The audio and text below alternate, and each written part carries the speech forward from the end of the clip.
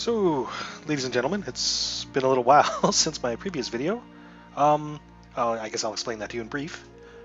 But broadly speaking, generally when a new stable branch revision is released, in this case Clockwork Empires Beta 54, I take a look at it and then I play through it for a few episodes.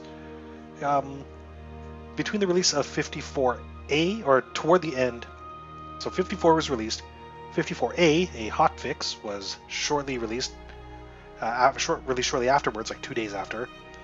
And then, in discussion on the forums, the developer said, yeah, there's some changes, some quick fixes have been done and they will be complete for 54B. So at that point I said, well then, I'm not going to start my playthrough now, I'm going to wait until 54B. And, well, it's been 3 weeks. So between 54A and B, which you see here now before you, it's been several weeks. And in fact, the changelog between A and B is humongous. Here, let me demonstrate.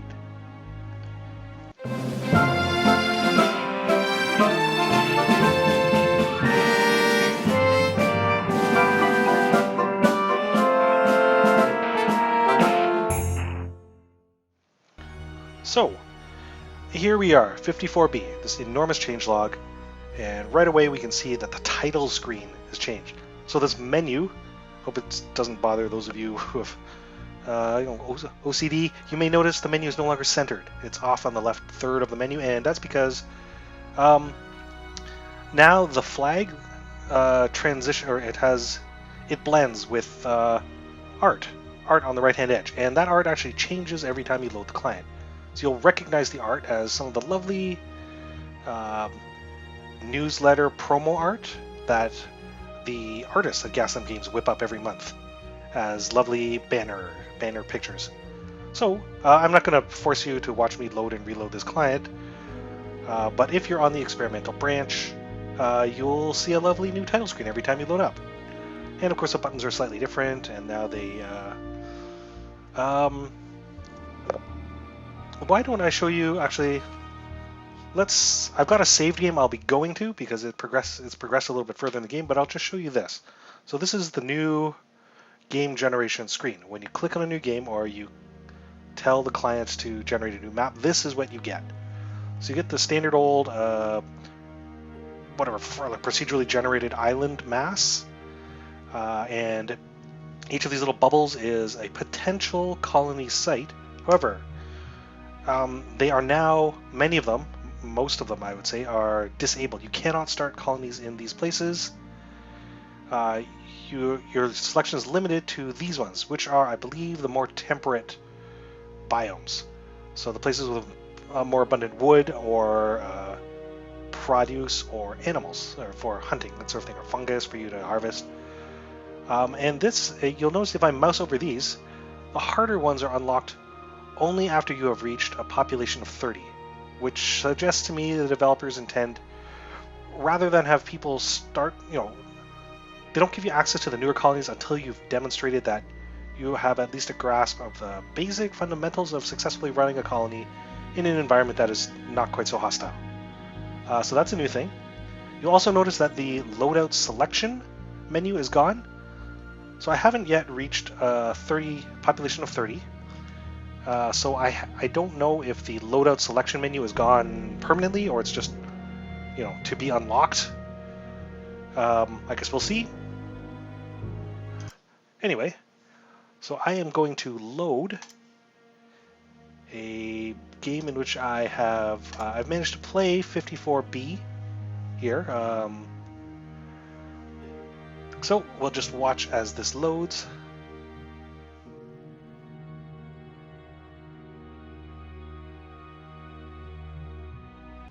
Here we are at my colony, which I've been playing for maybe 3 hours. So this is the state of the colony at the rate of growth in which colonies I run grow. So if you play more aggressively, maybe you have more colonists by this point, or maybe fewer. I play very safe, so my games tend to go very safe and slow. Here's a colony. So I'll point out some of the more obvious changes right away. Now let's take a look at the barracks. So, if we look at the patch notes, the way ammunition... You know what? Let's not talk about the barracks.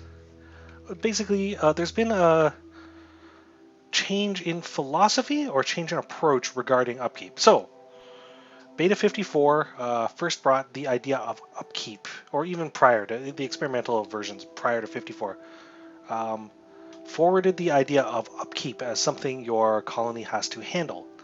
You build a bunch of cots and a bunch of ovens, and all of them contribute to an overhead that you have to pay. And overhead took the form of upkeep chests that you had to manufacture at your carpentry, and if you didn't manufacture enough of them, the stuff broke down. And even things that weren't being passively used, like just having cots or the vacant workbenches and things, they would still increase the upkeep. And the opposition to that system was pretty vocal in the various places like the Steam discussion groups and the Gas and Games official forums, that sort of thing. There was much grumbling to be had. And let's see, I've got a new overseer. The overseer is starving. How am I doing for food?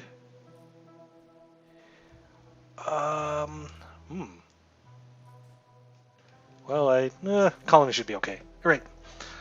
So the upkeep system was not very popular, but from the dev's point of view, it's something the game really needed.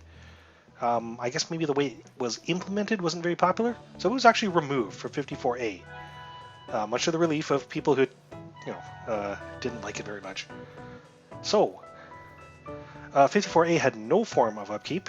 The devs went back to the drawing table and thought long and hard about a way to implement it, and so that's what we have here with 54B.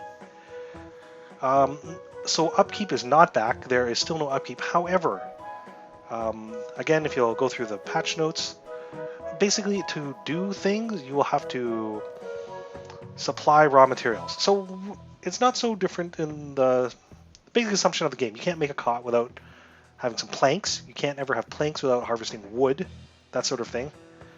But more things now have inputs. So practically all of the offices now have inputs. Your foreign office, for instance, cannot perform diplomacy without an input of paper, so you need paper in your stockpile.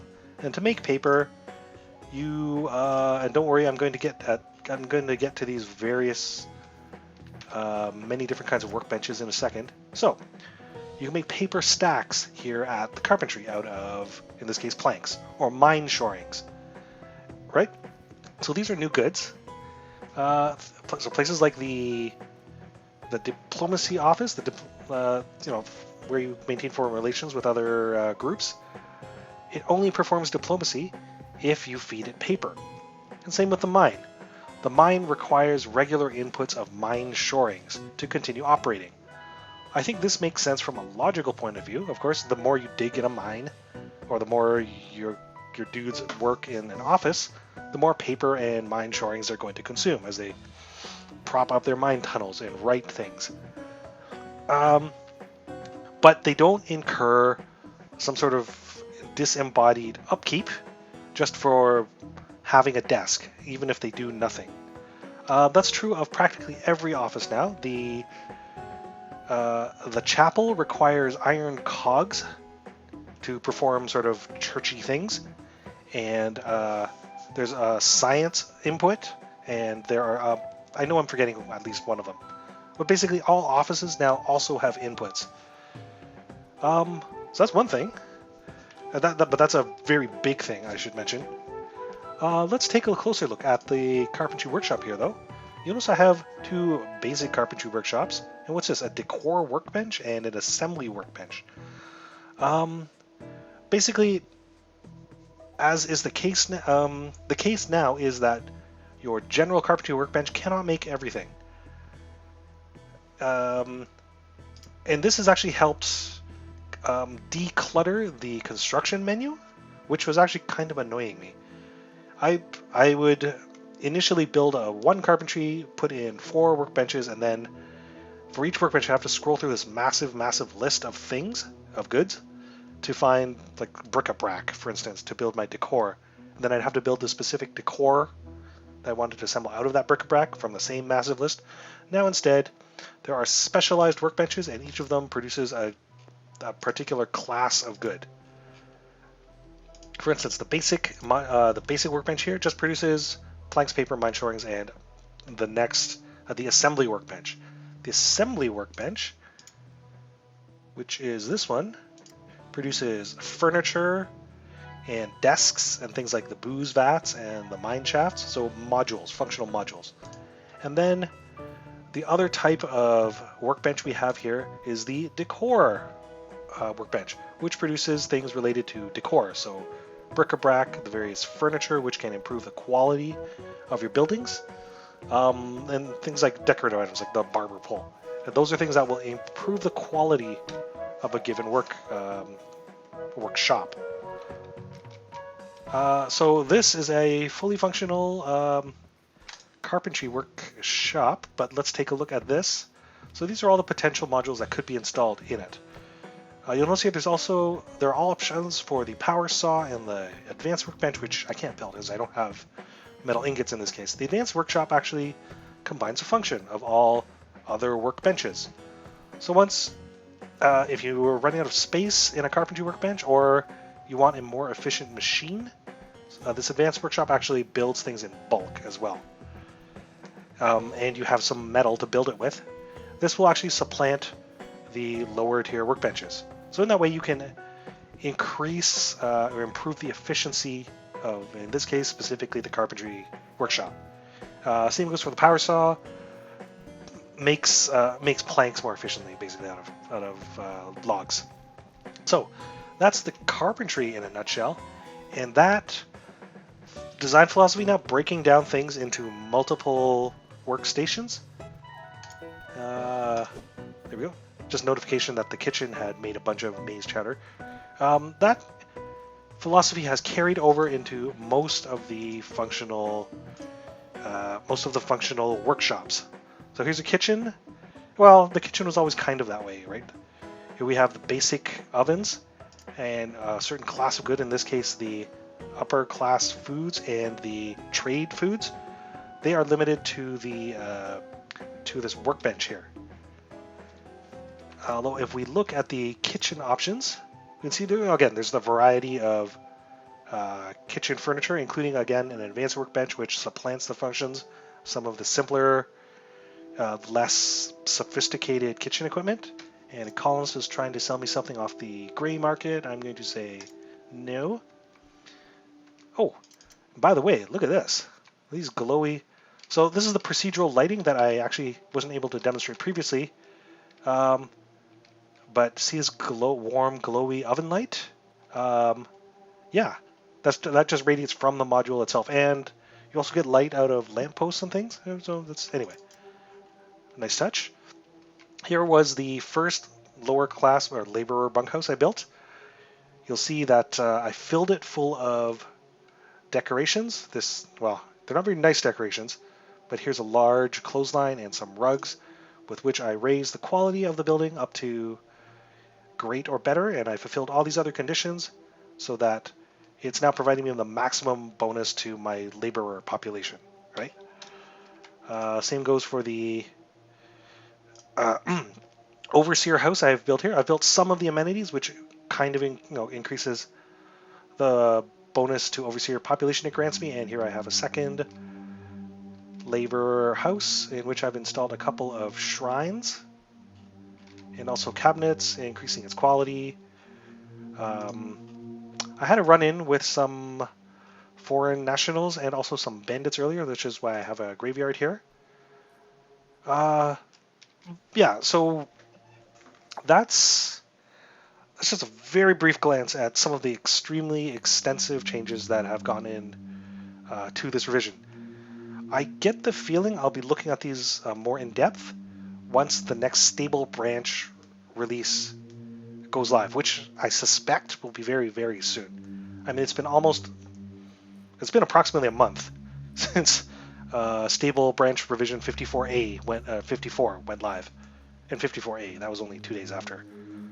So I wouldn't be surprised if 55 went live sometime very soon. And I intend to give all of those a more in-depth look when it goes live.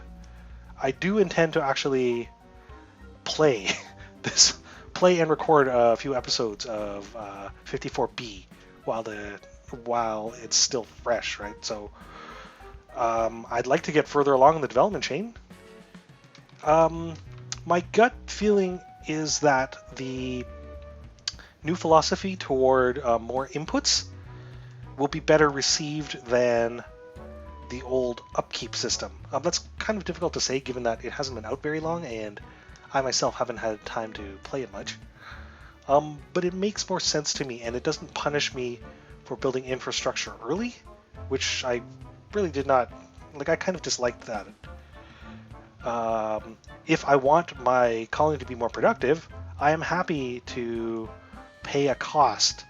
Like, if I want my diplomats to do stuff, of course, it makes sense to me that I have to supply them with paper. If I don't supply them with enough paper, then they don't do their thing, right? That doesn't seem as punishing to me as like this arbitrary floating upkeep overhead. I've yet to see how it affects the pace of the game. Again, the pace is slower and more deliberate than early on in early access, when it was just free-for-all, build as fast as you can, and you better build as fast as you can, because fishmen and starvation and bandits are lethal. Now, things are deliberate, but all your decisions are quite significant. Like, you can't just build things as one-offs and just be okay with it. The things, if you expect them to produce regularly, you'd better have a proper supply chain. You'd better have your workers allocated properly, and you'd better have a secure source of whatever, like whatever raw material they're consuming. Typically wood, which is why you can see I'm like slowly deforesting this area around me. Yeah. Anyway, so those are my thoughts in brief on 54B. Yeah, I'm going to continue. If as time allows, I'm going to play a new colony. Oh, I have fishy visitors. I'm going to play a new colony. I wish I'll be able to point out other new stuff. Like, there's been all sorts of nice revisions to the UI. For instance, take a look at... Let's select a thing I cannot build. No, I can't actually... Okay, let's... Right. See that? I can't build a chemistry workbench, and so the selection is red. And which is a nice way for the UI to communicate to me I'm missing some of the ingredients necessary to build a chemistry workbench. Right? That's new. Without this sort of red glow, someone trying to build a chemistry workbench and who wasn't keeping a very careful eye on his stockpile or whatever, he would have no idea. He'd just be like, my overseers aren't doing their job. I don't know why, and I'm confused and frustrated. Yeah, so UI. More UI is always great. Anyway, that's where the game is at. Thanks very much for watching and being patient. Oh, okay, so if for some reason you're watching this video and have no idea what I'm talking about, this game is Clockwork Empires. It's a game in early access being developed by Gaslamp Games. It's been in the early access for a couple of years now. They release stable branch releases pretty much monthly, and between stable branch releases there are experimental branch releases where stuff changes more rapidly but also tends to break things. Again, it's an early access, although it's nearing completion. Things are still not done. Stuff has to be balanced, tweaked. As you can tell, systems are still in flux. That said, it's a fascinating case of a game in development. So I do these about once a month. My name is Alfred. Thanks very much for tuning in and watching. I hope you'll continue watching as I start my playthrough. All right, have a good one.